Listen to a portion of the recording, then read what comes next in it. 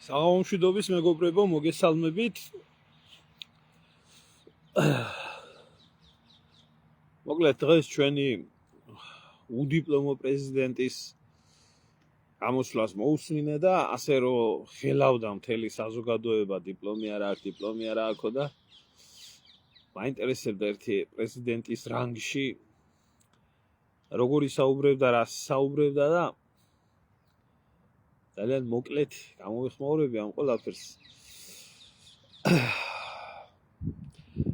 მაშინაც ვამბობდი და ახლაც ვიმეორებ რა. ერთი მთავარი პლუსი ამ ყველაფერს ისა აქვს, რომ ყაველაშვილს ნამდვილად წინა მორბედებიდან განსხვავებით. მართალია დიპლომი არა აქვს, მაგრამ ჯანმრთელობის ცნობა ნამდვილად აქვს. აი თავარი პრობლემა რაც იყო ბოლო სამი პრეზიდენტის, ეს იყო სააკაშვილი, მარგველაშვილი და ეს ბოლო საერთოდ მომბა და გლეჯვა იყო ამ ადამიანების მიერ სახელმწიფო თანამდებობების დაკავება კი არა, ზოგადად საზოგადოებაში გამოშვება არ შეიძლებოდა.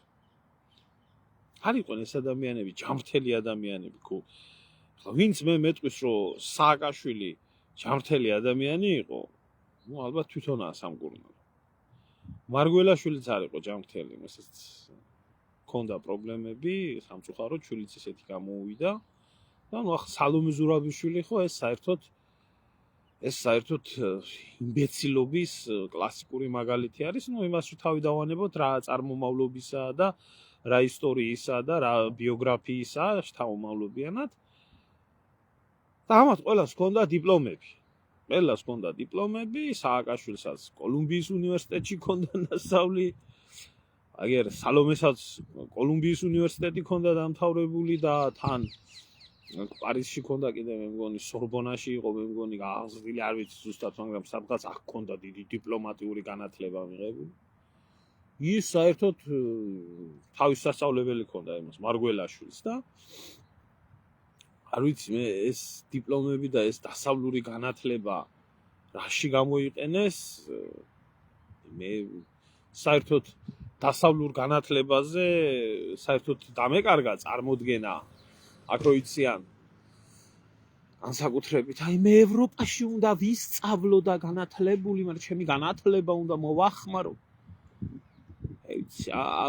ამნაირ დიპლომატებს და ასეთ ლიდერებს თუ უშვებს კოლუმბიის უნივერსიტეტი, როგორც სააკაშვილი იყო და როგორც სალომე ზურაბიშვილი იყო, დაქცეულა ამერიკის შეერთებული შტატები და ეგ ყოფილა რა. რაც შეეხება ახლა ამ ვაჟკაცის გამოსვლას, რაღაცნაირად ესე იგი ეთყობა ესე იგი სალომე ზურაბიშვილმა და მისმა მმართველობამ ისეთი ტრავმა დატოვა ქართულ საზოგადოებაზე, მათ შორის ჩემშიც. 6 წელიწადი ეს ბლუკუნა ქალი.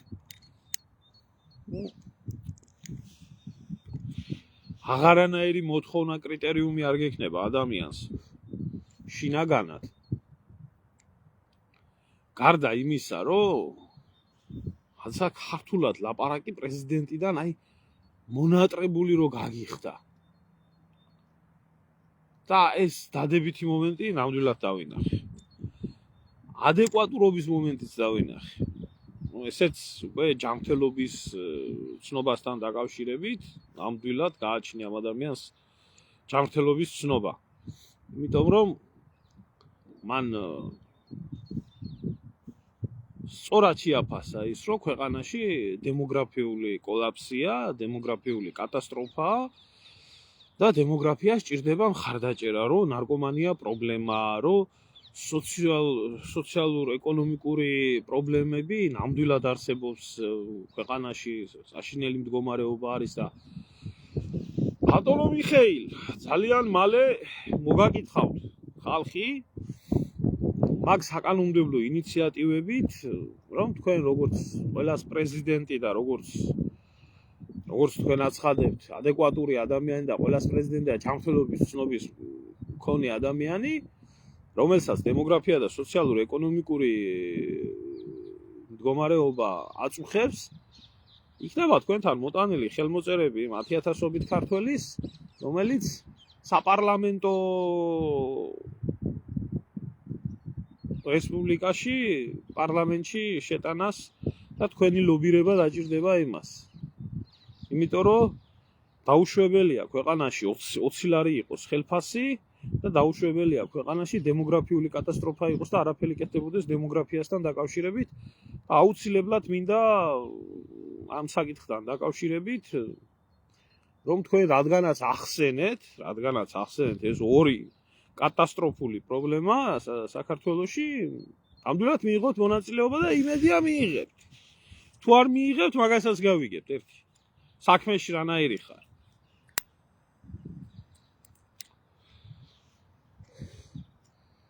საინტერესო საუბარი იყო ახალგაზრდობასთან მიმართებაში. აი, ახალგაზრდობასთან მიმართებაში, რომ ჩვენო ახალგაზრდებს ეუბნებოდა, რომ ჩვენო მტრებიო არ ვართო თქვენიო და ანუ ყველა ერთი ქვეყნის შვილები ვართო და ესე შემდეგო და ბიჭო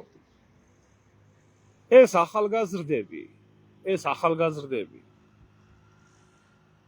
რა მდგომარეობაში არიან ის როდესმე ქოცებს თუ უფიქრიათ მარტო თავიანთი შვილები და ძირები რო ახსოვთ მარტო და 34,000 ლარიანი პენსიონერი რო არის ღარიბაშვილის მამა და საკუთარ შვილიშვილს 34,000 ევროს რო უხდის ამერიკაში რო გადაფრინდეს და გადმოფრინდეს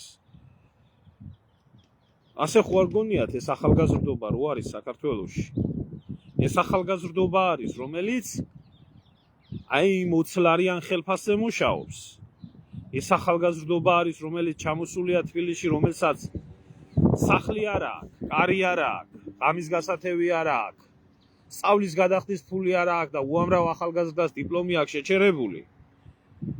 ეს ახალგაზრდობა არის და ეს სტუდენტობა არის, რომლებსაც სამუშაო არ აქვს და საკუთარი ენერგიის ხარჯვის საშუალება არ აქვს.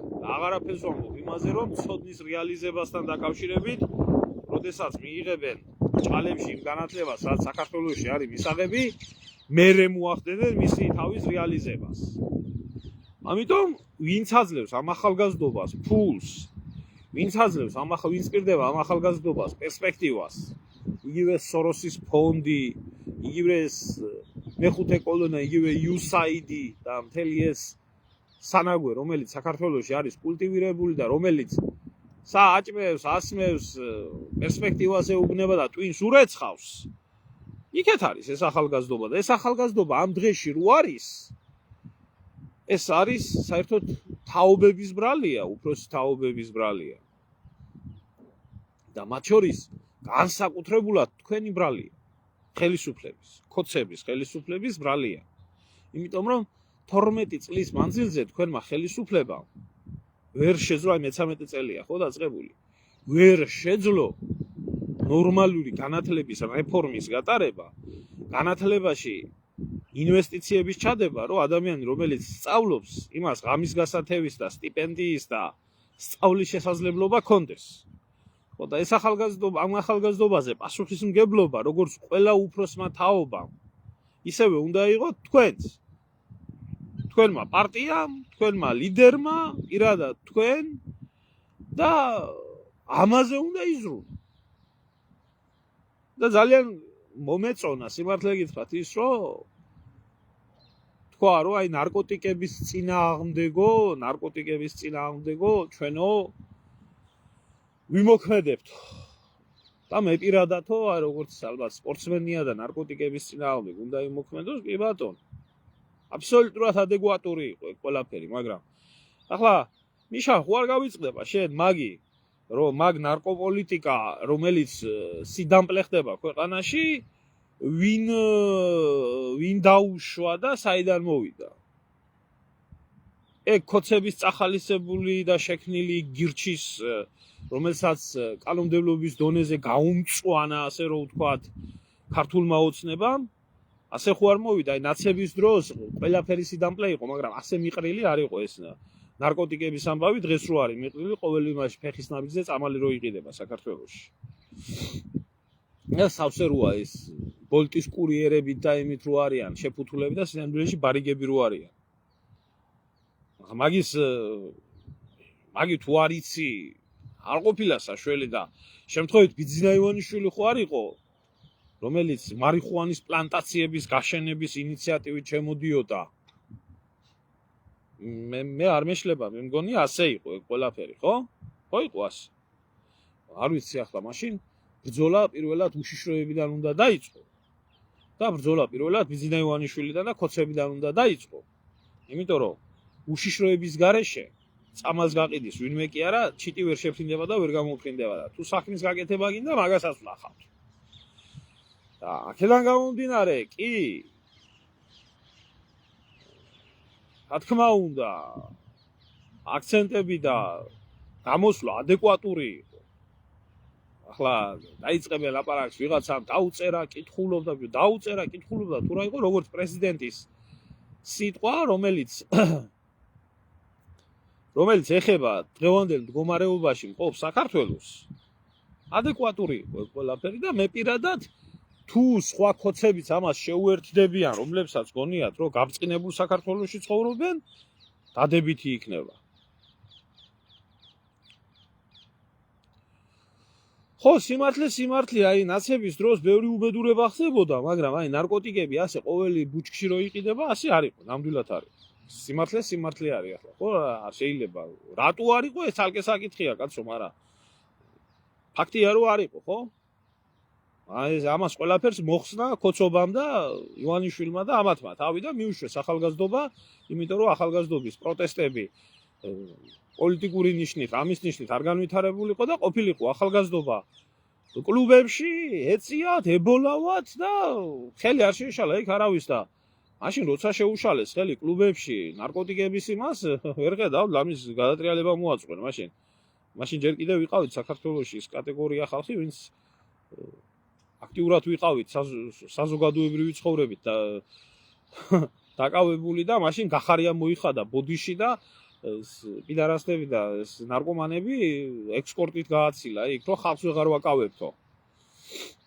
ეს თქვენი გუნდის ნამოღვაწარი არის ეგ ყველაფერი. თქვენი გუნდის ნამოღვაწარი არის და თუ გინდა სქემები როგორ და რანაირად ხდება, მაგასაც გეტყვი. პირად დამიკავშირდი და გეტყვი თუ არის. მათ შორის ამ ბარიგულ ბიზნესში ეს უკრაინელები რო არიან ჩართული, განსაკუთრებულად ვინც არიან ჩამოსული ტოლვილის სტატუსით საქართველოში. როგორ ხდება ეგ ყველაფერი? ხო და სამუშაო ბევრი გაქვს. თავის მოსაფხანის დრო არა. ხო და აი შენ უდიპლომოობით იქნება აგერა ქალბატონმა დაწერა, თხა იყოს იქნება ტყუპი მაიგოსო და მე პირადად თუ რამე კაის გააკეთებ ქვეყნისთვის და თუ რამეს მართლა ამ რთულ მომენტში, როგორც თქვი, თითო აგურიო დავდოთო ყველამო ჩვენი ქვეყნისთვისო, ამას მივესალმები. მაგრამ სიტყვა არ გმარა, ძმაო, მარტო. არ გმარა სიტყვა. რაც შეეხება იმ შეწყალების ამბავსაც კიდე, რა თქმა უნდა, ეგეც აუცილებელი იყო მოსახდენი, იმიტომ რომ გადავსებულია ციხეები. მიუხედავად იმისა, რომ რა თქმა უნდა ნაცების დონესთან შედარებით, კი ბატონო, შემცირებულია პატიმრების რაოდენობა, მაგრამ აი საქართველოში განსაკუთრებით ამ ოჯახური ძალადობის გამო და ამ ათასი სიბინძურეების გამო, რომელიც შემოთხარეს აქ შიგ ევროპული დემოკრატიით 60% ციხეში ზოგი იმისთვის ზის ცოლს ქმარმა ცოლს შეაგინა და ან რაღაცა ესეთი რაღაცეები. რა თქმა უნდა, იქაც კი ბატონო, გამოსაშვები იყო და გამოსაშვებია კიდე ბევრი. მით უმეტეს ამ სასამართლოს და აი ამ პროკურატურის პირობებში, რომელ პირობებშიც მართლა როგორ ხდება და რანაირად ხდება მიშა სასამართლო ისევე სრულად არ შეიძლება არცად წასულა, რამდენი უსამართლობა გამოდიოდა და გამოდის გეთანხმები. კი ბატონო. არც მაგაში არა გასაკრიტიკებელი. ახლა იქ ცოტა სხვა ამბებიცაა, არ მინდა ახლა მე მაგ საკითხებთან დაკავშირებით ლაპარაკი. მაგრამ ყოველ შემთხვევაში ეს გასაკეთებელი იყო და მისასალმებელი იყო. ახლა ამათ რო კითხვები უჩდებათ, რომ ამდენი პატიმარი შეიწყალა და იმდენი პატიმარი შეიწყალა. ბიჭო, ამისმა წინამორბედებმა სალომე ზურაბიშვილმა ყოველ შემთხვევაში ისეთი პატიმრები შეიწყალა, რომლებიც ვინ გინდა ახლა მელია აიღე, უგულავა აიღე, გვარამია აიღე, ოქრუაშვილი აიღე, რურუა აიღე, თუ ვინმე ნაძირალა მათხოვარი იყო, გიორგი ოთხმაზურიშვილის მკვლელი შეიწყალა, სხვა პედოფილები შეიწყალა, 1000 უბედურება შეიწყალა, ხო? და იმან წინა რო ყავდათ ის შიბლა, სირი, შიბაკი, სრული ამ სიტყვის მნიშვნელობით. ის მარგველაშვილი. იმან თავისი სიძე შეიწყალა ორჯერ, და მის გარდა თუ ვინმე მკვლელი და უბედური და იგი იყო იმ მიზნით, რომ კრიმინალს მოემატებია კაცი. ხო, ახლა მაგაშიც ამ კაცის დადანაშაულა მე არ მიყვარს, იცი, აი უსამართლობა და ესეთ დამოკიდებულება. ჯერ პირველი გამოსვლა იყო და ადეკვატური საუბარი იყო. ყოველ შემთხვევაში თუ კი ბატონო, წულუკიძეები პატარა ისინი იყვენ, რა ქვია. აი ამათან შედა ვის ადარებ, ახლა წულუკიძეებს ადარებ იმას, რა ქვია. სამშობლოს მოღალატეებს. წულუკიძეები რა იყვენ? ეხა ეგეთები რამდენი ყავს შეწყალებული იმას? მაშინ მიმართვითაც მივმართეთ თუ ამდენი პედოფილი და მკვლელი და უბედური საიდან ხდებოდა იმაში, რა ქვია, და მისმა ჩვენი პრეზიდენტის მიჯნურმა ანგი ხუციშვილმა კანონი მოიშველია, რომ ჩვენ არ გვაქვს უფლებაო კანონი თო რომ გავასაჯაროთო ვინ მუშაობდით ამ ყველაფრის შეწყალებაზე. ერთ-ერთი თვითონ იყო და თვითონ იღებდა ამაში უზარმაზარ ფულს იღებდნენ იმაში, რომ პატიმრების შეწყალება მომხდარიყო. მათ შორის აი ის ნაბიჭვარი, რა ქვია, სტუდია რეს რო არის, ხელმძღვანელი როა ის ვირთხა, ის უზარმაზარ ფულებს იღებდა, სულ მაგაში მუშაობდა. აგვარი აღარ მახსოვს, ქორიძია მე მგონია. ამის წინ რო იყო რა იმაში, რა ქვია, გახარიასთან ერთად რომ მილანძღეს იმაში ბათუმში. ეს მათხოვარი, ეს ძალიან დიდ ბიზნესთან იყო საქმე. ხო, მაგაშიც არ შეიძლება. ანუ ადეკვატური იყო, ჩემი შეფასებით ეს იყო ადეკვატური დამოკიდებულება და ვინო ხედი თუ რამეს გააკეთებ, აი რას გააკეთებ, ახლა ამას შევხედავთ ამ ყველაფერს და რაღაც ცოტა ისეთი ზვიადისეული სიტყვებით განსაკუთრებით ბოლოსკენ იქნა გადადებული გაუმარჯოსო ერთიან ძლიერ საქართველოს ფარავდეს ღმერთიო. მოეწონა ახლა ესეც ხო ამდენი ურჯულოების და ამდენი უბედურების იმაში, მაგრამ ამ სიტყვები არა მათ საკმარისი ძამია. აბა საქმეს უნდა მიხედო და დარჩენი აგერ ბურთი და აგერ მოედანი და აგერ თქვენ და აგერ ჩვენ. და აუცილებლად ხო წუხარ იმაზე რომ ქვეყანაში დაბალი ხელფასებია და შრომითი ექსპლუატაციაა და მსგავსი რაღაცეები. მაგრამ ნახავ ერთი ინდა დემოგრაფიაზე ხო წუხარ. კი ბატონო, არა პრობლემა, ვაგროვებთ მაგაზე ხელმოწერებს და აუცილებლად მოგართმევთ თქვენს კანცელარიაში, ისევე როგორც სხვაგან მივა, იმიტომ რომ 20 ლარი კონსტიტუციაში, იმაში, შრომის კოდექსში ჩაწერილი თვეში 20 ლარი ადამიანზე, ეს არის ადამიანის უფლებების დარღვევა. და შეუძლებელია დღეს, როდესაც ჯარიმებს ზრდით 10,000 ლარზე, ამაზე არავინ არ საუბრობს. როგორ შეიძლება ქვეყანაში არსებობდეს კანონით 20 ლარი თვეში ხელფასი და ჯარიმა იყოს 10,000 ლარი. ეს რა შეფარდებითი თეორიაა, ერთი ვინ მოიგონა და რანაირად მოიგონა. მე იმას არ ვამბობ, რომ ის კანონები რა კანონებით შედის, არა, მისაღები. არა. და პირველ რიგში მაგ კანონებზე მეტი ადრე სამშობლოს ღალატის მუხლია აღსადგენი. სამშობლოს ღალატის მუხლი და ცილისწამების მუხლი. ეს იმისთვის თუ გინდათ გააჩეროთ ეს ბოროტების მანქანა. რომელთანაც კოჰაბიტაციაში ხართ და გემრიელად ახარ ჩავასვასებული ამდენი ხანი. და ის რაც შეეხება აი ამ უტუ ახალგაზრდობას, რომელსაც გეუბნებოდით, რომ ნუ დგეხართ, ნუ დგეხართ იმ ხარეს. აი რა გაგიჩალიჩეს. გუშინ გაყარეს. ძალიან კარგად იცოდნენ, რომ ერთი დღის მიღებული იყო კანონი ტრასის გადაკეთებასთან დაკავშირებით და დღეს 4 წლიანები გაქვთ, აგერ ხელში გიგავიათ. ისე უგულავასაც ქონია ეს 4 წლიანი მუხლის ბრალდება და 50 მილიონის გულისთვის არ დაიჭირეთ, კაცი. არაგებიათ პასუხი და თან ისიც მოვიდა, პრეზიდენტი მოვიდა მშველელად და ესა აგერ თქვენ კაი ხალხო გზის გადაკეტვის გულიზა მაინც შეაგდეთ 1-4 წელიწადი ეგ კრისა ეგ ბარიგა ეგ გაგიმარჯოს გია გენაცვალე უფლის წყალობით მადლობა არ ამიშნოს აი ამაში არის საქმე იცით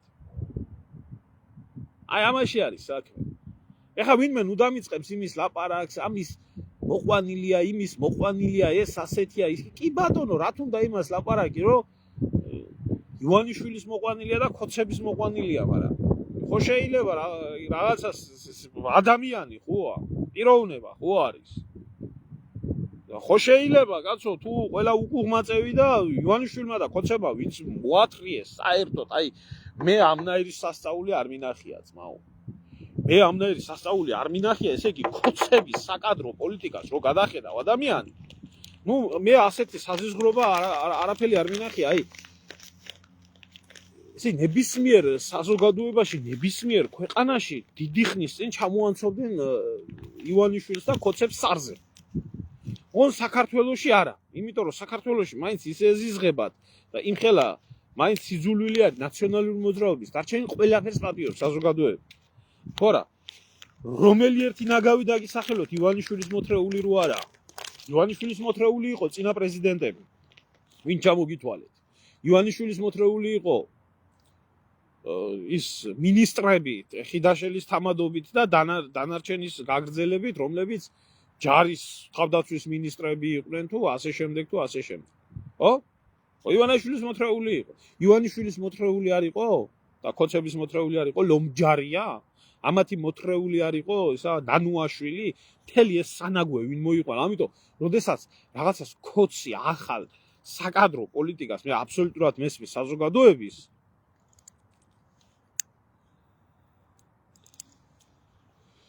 თავისთავად არა აქვს საზოგადოებას ნდობა და ვინ წავდათ ქოცებს ერთი ნორმალური და წარმატებული პიროვნება მინისტრი რომელიც იყო კახიშვილი პენტენციალური სისტემების ისა რა ქვია ციხეების და საპრობილეების რომელმაც მართლა გამოასწორა ყველაფერი და მართლა ყველაფერი ნორმალურობისკენ შემოაბრუნა კახიშვილი სადაყავთ გადამალული დღემდე არ ვიცი იმიტომ რომ აქ ამ ადამიანს თავისი პიროვნული ღირებულებები რომელი პიროვნული ღირებულებებითაც არ შეიძლება ახლა რომ გალანძღო და მიაფურთხო იმიტომ რომ მანამდეც მერეც თანამდებობაზე ყოფნის დროსაც და თანამდებობიდან წასვლის შემდეგაც ამ ადამიანს სახელმწიფოებრივი ინტერესები ამოძრავებდა და მოქმედებდა ყოველთვის ისე მაგრამ ქოცებმა ესეთი პიროვნება კარგი ვინც იყო ყველა გადამალეს და ახლა კახიშვილის სიტყვაზე ვინმე აჯობებდა იმათ რა ქვია სახალხო დამცველად რო დაიყენებიათ სიტყვაზე ვამბობ კაცი იურისტია გავლილი აქვს ეს ყველაფერი და აზროვნებს და არა ლომჯარია დააყენეს ნანუაშვილი დააყენეს ეს სპიტალო იოსელიანი დააყენეს ხო აი ეგეთ ხალხს საერთოდ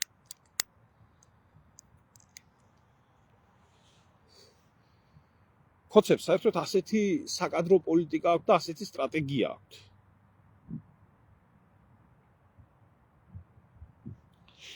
თეოფილე მალაფუშკაზე მეუნები დიდო თეოფილე დიდი თეოფილე ჯერ ბუნებაში გაურკვეველია ვინა რა ვიცი ქადაგებელია მოძღვარია სასულიერო პირია ანალიტიკოსია ჟურნალისტია მაგრამ თეოფილე მალაფუშკა მისი მრევლისთვის ამადამარჩენალია მაგაში ერთადაა შეზავებული კაკოია თაბაგარი და არქიფოს სეთური რაშინა ის თავი დატანი აკაკი მეკითხება მე თუ მკითხაო დახრეტა ისევე უნდა შემოიღონო მისმენა შემოწმო მე წინააღმდეგი კი არა ვარ კარგი რა, ქალბატონო რა, კარგი რა. ჯერ გავცემ ერთი პასუხს. მე წინააღმდეგი კი არა ვარ იმის შემოგარგო, რომ დახვრეტა იქნა შემოღებული სამშობლოს ღალატისთვის და ასე შემდეგ. პირიქით, ორივე ხელით მომხრე ვარ, მაგრამ ამათი სასამართლოს პირობებში ვის დახვრეტავენ პირველს თუ იცი? შენ და მე დახვრეტავენ. ამ პროკურატურის პირობებში. თორე ნაცებს რაფერაც არ უგიათ პასუხი, აქამდე ახაც არ აგებენ პასუხი. კანონი რა თავში სახლელად გინდათო, თუ ნაბიჯვრები ყავთ ხელისუფლებაშიო და მართალია. აი ქალბატონი როდესაც მეუბნება არ დააყენა ამში ევროპა. დედა, საზღალი ბიზინა ღმერთმა დალოცოს. როგორი მსხვერპლია, იცი რა, ქალბატონო, ერთი ბიზინა ივანიშვილი არის მსხვერპლი და მეორე ის ძაღლი საქმებული, იგენი იყვნენ მსხვერპლები, რა ქვია. სააკაშვილის დროს რო ყუბლაშვილები რო იყვნენ ძმები. ძაღლმა მიასაკმა მართლა მის საფლავს. სულ აძაღლებული ეგ იმაზე რომ ვამბობდა ივანიშვილი რომ ისო რა ქვია მსხვერპლი იყო სააკაშვილის სისტემისო და ის 300,000 გამწარებული ადამიანი ის არ ყოფილა მსხვერპლი.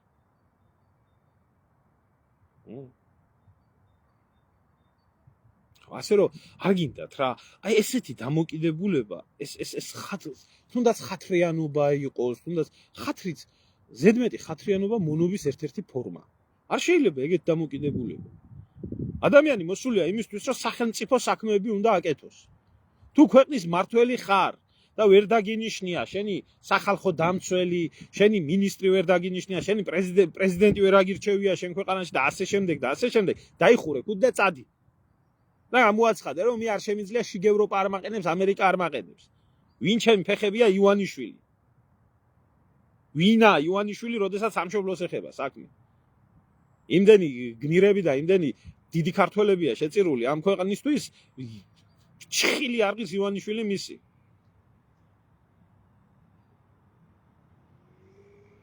ასე რომ აი მოცეკვავესო კვერცხები უშლიდაო ხელხსო აი ისე ახლა მაგის გამართლება ივანიშვილის მხარეს უნდოდა მაგრამ ვერ გააგეთ აბა ბიჭო ვერ გააგეთ ხო ერა ახლა რაფერ აკეთებს ქალბატონო ახლა რომ მოთხოვა შიგ ევროპამ ომი და უბედურება ახლა ხო კარგად აკეთებს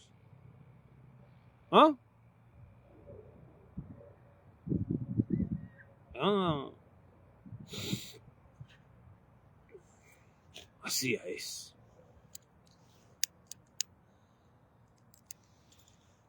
ერთი მის ბიზნესში და მის ფონდში თუ დანიშნავდა ისეთ აცდენილ პიროვნებას საქმიდან როგორი აცდენილი პიროვნებაც იყო თინა ხიდაშელი თავდაცვის სამინისტროში თუ დანიშნავდა ამას ივანიშვილი ვინმეს რო ეთხოვა ან მოეთხოვა ქართულ ბანკს ჩააბარებდა ვინმეს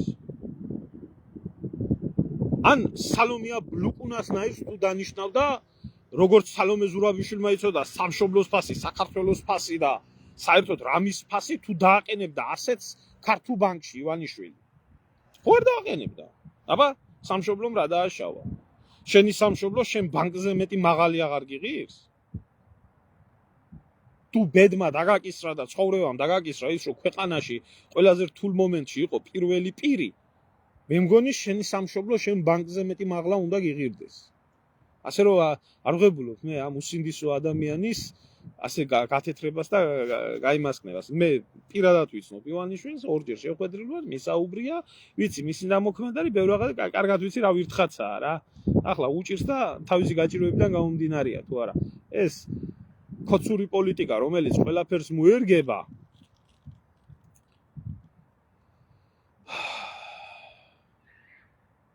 არ ვიცი ქალბატონო იგორ გიორგაძის პოდკასტებისთვის არ მიყურებია აზზე არა ვარ ვერაფერს ვერ ვიტყვი ახლა იგორ გიორგაძე ვინცაა და რაცაა ყველამ კარგად ეს არის ვინც არის ხო იცით ჩვეულებრივი კგბ-ს გენერალია და რა გეგმები აქვს და რა ფიქრები აქვს ის რაც აქვს რუსეთის უშიშროებას არ ვიცი წეროს პოდკასტები მე არ ვიცნობ ბატონ იგორ გიორგაძეს არ მქონია არანაირი შეხება მასთან ახლა ნიჭიერი და განათლებული პიროვნება რო არის მაგას არ უნდა საუბარი მაგრამ არ ვიცი, ვერაფერს ვერ ვიტყვი მის ბლოგებთან დაკავშირებით. თუ შეგიძლიათ მომაწოდეთ, მეც ვნახავდი სიამოვნებით.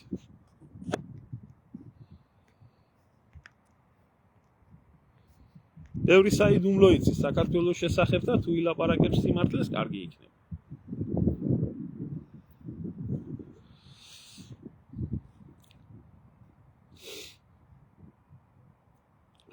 ხო. ნუ მოკლედ ეს არის ახლა ჩემი დამოკიდებულება. ამ ყველაფერთან დაკავშირებით შემოკარგებო და მოვლენები საერთოდ ისე ვითარდება, რომ ახლა არის იდეალური მომენტი. აი, ახლა არის იდეალური მომენტი, რომ ამ იდეალურ მომენტში აი ის ძალა, რომელიც ძალაც, რო კითხო ამათ ხევს უშლიდა ყველაფერში და ვერაფერს ვერ აკეთებდა, თვითონა უბედურებაში და გასაჭირში. იგივე USAID, იგივე სოროსის ფონდი საქართველოსთვის მაგათ ახლა ნაკლებად სალიათ, თავიანთი თავსატეხი აქვს დატეხილი და ახლა ხო აქვს საშუალება რომ გააკეთონ და გააკეთონ.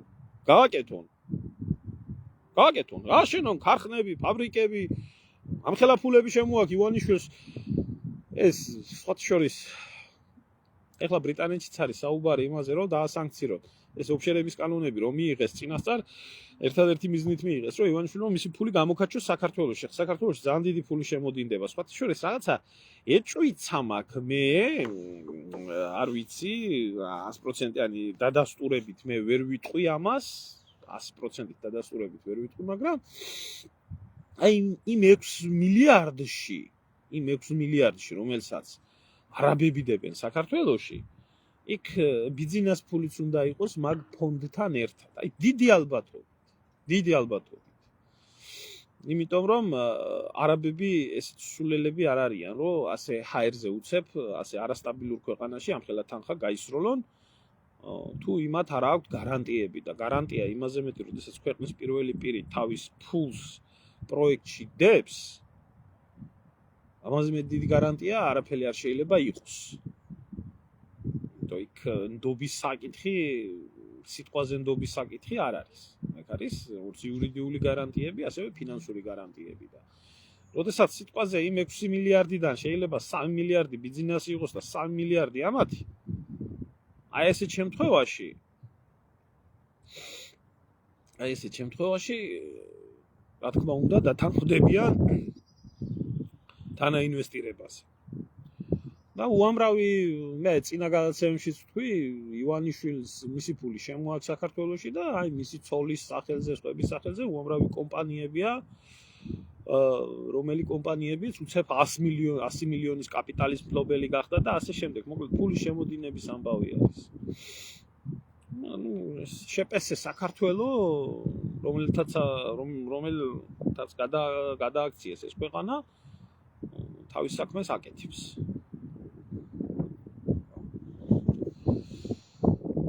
კითხვა იყო ტრამპაო აურია უკრაინასთან მიმართებაში. ბიჭო, მე ხომ გეუბნებოდით ერთ ელემენტარულ რაღაცას. რო იძახოდა ხალხი, აი ტრამპი მოვა, გვეშველება, ტრამპი მოვა, რაღაცა შეიცვლება, ასე იქნება, ისე იქნება. რა გეუბნებოდით? ომს სულელები იწყებენ მარტივად და ბრძენებიც ვერ ამთავრებენ. ახლა სულელი არის ტრამპი, ხო იცი, მის და წასაგებად გააკეთებს რამეს და მისი ქვეყნის წასაგებად გააკეთებს. ტრამპა რაც შეთავაზა უკრაინას, იგი პრაქტიკულად სამხედრო დახმარების მიყიდვა არის. და ეს ტრამპის მოგონილი არაა. ეს იმ კორპორაციებს და კომპანიებს, რომლებიც ფულს დებდნენ უკრაინის ომში, წინასწარ ჰქონდათ გათვლილი. ომი რო დამთავრდებოდა, უკრაინა რო ფულს ვერ გადაიხდიდა, ყველა მიცოდა. მაგრამ ამ ვალებში ზუსტად უკრაინის ქონება და უკრაინის ის მიწები და ის წიაღისეული სიმდიდრეები უნდა წამოეღოთ ამათ ვალში. ეხლა როგორი დასაკარგია ეგ ყველაფერი? რატო მოიქცევა? ტრამპი თუ არის მისი ქვეყნის პატრიოტია, თუ არა, უკრაინის პატრიოტი კი არა. ომი შენ შეგიძლია დღესვე დაიწყო, როცა მართველი ხარ. შეგიძლია აი დღესვე დაიწყო ომი. მაგრამ ომს კი დაიწყებ შენ დღეს როცა გინდა. მაგრამ შენ როცა გინდა, მაშინ ვერ დაამთავრებ. არ ხდება ეს. ამაშია საქმე. ეგ არა ჩვენი პრობლემა. ეგ არის უკრაინის პრობლემა, რომელიც როგორც სახელმწიფო არ არსებობს. ეგ არის რუსეთის პრობლემა, ეგ არის ამერიკის პრობლემა, ეს არის ევროპის პრობლემა, ჩვენი საქმე ეგ არა. ჩვენ უნდა მივხედოთ ჩვენ თავს. ჯერ 24 საათში ამთავრებდა ომს უკრაინაში, მერე ერთ თვეშიო, ახლა ომის დასრულების 100 დღეო, მოლაპარაკებები წარმატებით მიდისო. ასე ხდება ეს მსოფლიო პოლიტიკაში და არ შეიძლება, არ უნდა იყოს ადამიანი ასე გულუბრიყვილო. ფიქრობდე რომ აი მოვა ახლა ტრამპი და ეს პრობლემები მოგვარდება. ესე ფიქრობს საერთოდ ის საზოგადოება, რომელიც საზოგადოებაც არაა თავისუფალი და დამოუკიდებელი და რომელიც მიჩვეული არის სუსტი სახელმწიფოს მოსახლეობა, რომელიც მიჩვეული არის რომ მისი პრობლემების მოგვარება შესაძლებელია უცხოეთიდან. და ჩვენ საერთოდ ამასა ვართ მიჩვეული. ჩვენ ამასა ვართ მიჩვეული, რასაც სუსტი სახელმწიფოს ზუსტი განმარტება შეიძლება აი ესე განმარტო. სახელმწიფო, რომელიც დამოკიდებული არის მისი პრობლემების უცხოეთიდან მოგვარებაზე, ეს არის სუსტი სახელმწიფო. ჩვენ ასეთი სახელმწიფო ვართ. და ასეთი ფსიქოლოგია და ასეთი მენტალიტეტი ჩამოუყალიბდა საზოგადოებას საქართველოში. სამწუხაროდ. აი ამაში არის საქმე. ასე რომ ტრამპი ბიზნესმენია, ტრამპი მეომარი არ არის და არც უნდა იყოს. იმიტომ რომ ყავდა ამერიკას მეომარი პრეზიდენტები, მაგალითად ეიზენჰაუერი. მართლა მეორე მსოფლიო ომის ერთ-ერთი გამორჩეული ამერიკელი გენერალი და თვითონ წავიდა შემდეგ პოლიტიკიდან და თქვა, რომ ამერიკასო გენერლებიო არ უნდა მართავდნენ. არის ჩვეულებრივი ბიზნესმენი, ის მის დაწესაკებად არაფერს არ გააკეთებს, ხარჯი უკვე ნაქმნელია და ამ ხარჯიდან ამერიკის ინტერესებიდან გამომდინარე, როგორ გამოვა უკრაინის ინტერესი არავის არ გააჩნია, იმიტომ რომ ამ ქვეყანას ყავს თავზე წამონცობილი ჩვეულებრივი შეპესე უკრაინა იქაც საერთაშორისო მასშტაბებით და ამ კორპორაციას ამას სახელმწიფო არ ქვია, ყავს გარემმართველობა, რომელმაც თავისი ქვეყანა გაანადგურა და უკრაინის ინტერესი აქ არავის არ აქვს, ყველას აქვს მისი ქვეყნის ინტერესი. ეს აბსოლუტურად ნორმალურია. აბსოლუტურად ნორმალური არის, ისინი მოღალატეები არიან, ესენი თავისი ქვეყნის პატრიოტები არიან და აი ამხელა თანხას, ამხელა ფულს, რომელზეც ღმერთმა იცის, რა კორუფციაზეა იქ ლაპარაკი. იქ ზელენსკი რო იძახოდა, ამდენი გამომიყვესო და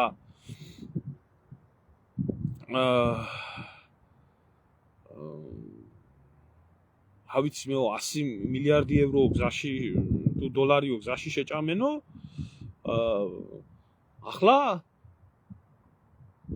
მასკმა გამოაქვეყნა მის გვერდზე, მეც მქონდა აქ ჩემ გვერდზე დადებული მასკის გაზიარებული პოსტი, სადაც გამოთვლილი იყო, კაცო, ვინ შეჭამაო ეს 100 მილიარდიო, კაცო, ეს კორუფციის ამბავი უკრაინაში გაგზავნილი ფულიდან. სიმანო ცერეუმ შეჭამაო, ადგილობრივმა ჩინოვნიკებმა შეჭამესო, გენერლებმაო თუ აი იმ დიდმა კაცმაო ბაიდენს გულისხმობდა ეს 100 მილიარდი ევრო ფული სადაც წავიდა. არ ვიცი ხალბატონო, რა ყველა იზულეს რო წასულიყო, ეიზენჰაუერის სიტყვები ეს არის, რომ ამერიკას გენერლები არ უნდა მართავდნო და წავიდა პოლიტიკიდან. არ ვიცი, და ამერიკის პოლიტიკის საკითხებზე არა ვარ ჩიკრები. რა ვიცი, თუ ვინმეს რაიმე კითხვა გაგაჩნიათ, გამიშვით ვეცდები გაგცეთ პასუხი და დანარჩენი კიდე ძალიან მივესალმები იმას, რაც ხდება. აი კიდე ერთხელ მინდა უთხრა, აი უგულავას და დანარჩენებს, აი მივესალმები ორივე ხელით რაც ხდება. გააგრძელეთ, თქვენ ნაცებმა ბრძოლა უნდა გააგრძელოთ. აბა ვინ გიგდიათ ივანიშვილი? მიდით, ბოლომდე მიდით. არ შეიძლება ასე. უნდა გააგრძელოთ ეგ ყველაფერი. ჩვენ უნდა დავჯდეთ და გიყუროთ. აუცილებლად უნდა გიყუროთ, როგორ ებრძვით დიქტატორულ იმას, რა ქვია, ივანიშვილის ნაციონალური მოძრაობის ყოფილი ლიდერები და პარტია და მხარდამჭერები. კი ბატონო. რადგან მე ვიცი, რომ ნაცებს, უგულავას და ასე შემდეგ სამშობლო ჭეშმარიტად უყვართ. ჭეშმარიტად. რამე სიზმარშიც და ნამდვილად ვიცი, რომ რასაც გიგი უგულავა გააკეთებს, ეს სამშობლოსადმი დიდი სიყვარულის გამო იქნა. რასაც მზიამაღლობელი აკეთებს, აი რო შიმშილობს, ირლანდიის შიმშილობა მახსენდება ნამდვილად სამშობლოს და ჭეშმარიტი პატრიოტი ქართველი ქალის ესაა, რა ქვია, საქციელი. გაგრძელეთ, ხარს გიჭერთ. მორალურად შევდივართ თქვენ მდგომარეობაში, არა, ფიზიკურად არა ვარ ახლა, თუ არა თქვენ გვერდში დავდგებოდი ნაცებო, ამ წყეული რეჟიმის წინააღმდეგ ბრძოლაში. დედა, ხომ მაინც მე ვესწარი ამ ყველაფერს რა. აი, მოგეუბნებოდით, დადგება დრო და თქვენ ერთმანეთს შეჭამთ, მე დავჯდები და შორიდან გიყურებთ. კი, დგება.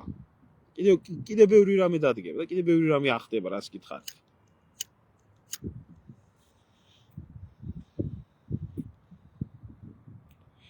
ერთმა გაგიმარჯვეთ.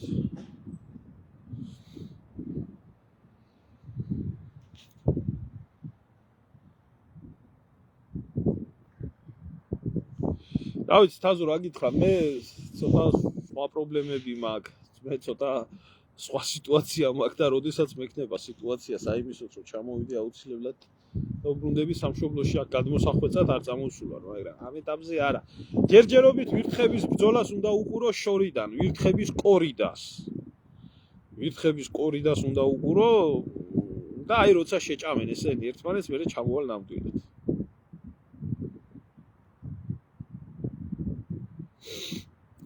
რო ვერ გადაკეტეს, აუცილებლად უნდა გადაკეტონ. 700,000 მხარდამჭერი ყავთ, ერთი ღრიკიანი გზა ვერ გადაუკეტიათ. მე ბალეშიკო, მიდით ნაცებო, იბრძოლეთ იდეისთვის, თქვენ ხო ჩეგევარები ხართ. აი მახსენდება, აი უგულავას დამგეს რო უყურებ, ხო, მახსენდება ფედერიკო გარსია ლორკა. აი ფრანკოს რეჟიმი რო ხრიტავდა და ხელი რო აქვს, ასე და დახრეტის წინ რო ლექს კითხულობს. აი ესეთი ჩეგევარები არიან ნაცები. აი ხლა ფული რო გამოელევათ და USAID აღარ მიცემთ და სოროსის ფონდი ვეღარ მიცემთ, შევხედავ ერთი როგორი ბრძოლებენ რა. და აი დარწმუნებული ვარ, რომ იმასავით ქართველი ბიჭი რო იყო, მინდიაშვილი რო შეიპყრეს და ცეცხლი წაუკიდეს და წვავდნენ, რო იძახდა იმას შავლეგოს რომ მღერო და ასე იმღერებს დარწმუნებული ვარ მე. აი ასე მოწყებენ, ეს იდეის ხალხი არიან. გიყურებთ. ой, თამრო, როდის არ იყო ჩემო კარგო შეტევა მართლმადიდებლურ ეკლესიაზე, გინდა ესტონეთში, გინდა უკრაინაში და ასე შემდეგ. აი, დაგემშვიდობებით, მშვიდობა მოგცეთ ღმერთმა და შემოგეხმიანებით საინტერესო მოვლენებით. რაც შეეხება ამ ჩვენი უდიპლომო პრეზიდენტის სიტყვას, მე პირადად, როგორც ერთი რიგითი ადამიანი, შემიძლია ვთქვა, რომ ეს იყო ადეკვატური გამოსვლა, ადეკვატური დამოკიდებულება და ჭეშმარიტად, ალალად უსურვებ წარმატებას უსურვებ ამ საქმეში, რაც თქვა. მაგრამ ახლა ეს ძველი ეს ნაცებისიც არა, ეს ბუდუნდივანის და მათი გადმოღებული ლოზუნგებია. საქმე ვიზია ლაპარაკის ნაცვლად, საქმე. ძველი ნაცებს ხო ასე ქონდათ საერთოდ. მეტი სარგებელი ხალხს, გასაკეთებელი კიდევ ბევრია და ესე შემდეგ. აი მე ხათუნა რა გინდა? მე რაფერ შემირიგდა ხათუნა ხო ხედავ, აღარ მეჭუბება, აღარ მე იმას ხდება. მან სუნამო ჟივანში რა ღირს. არ ვიცი ხათუნა აზრი არა ვარ, არ დავდივარ პარფიუმერების და სუნამოების მაღაზიებში ნაკლებად მიზიდავს მსგავსი რაღაცეები და ვერ გეტყვით, მაგრამ აუცილებლად გაგიგებ მაგის ფას და მეორე ლაივში გეტყვი. არ დაგწყვეთ გულს. აუცილებლად. ჟივანში სუნამო რა ღირსო, აი აუცილებლად. აბა კარგად გზამდებოდით.